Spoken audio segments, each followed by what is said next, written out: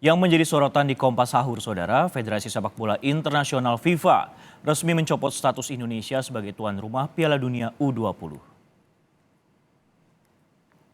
Pernyataan dicopotnya Indonesia dari tuan rumah Piala Dunia U20 ditampilkan FIFA di halaman resminya.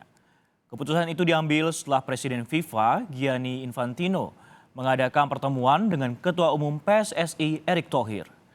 FIFA juga segera mengumumkan negara pengganti tuan rumah Piala Dunia U20. FIFA juga menyatakan PSSI bisa dijatuhi sanksi menyusul keputusan ini.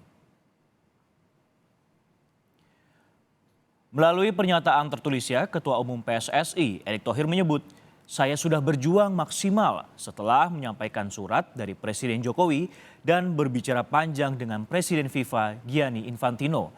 Kita harus menerima keputusan FIFA yang membatalkan penyelenggaraan event yang kita sama-sama nantikan itu," ujar Erick Thohir dari Doha, Qatar.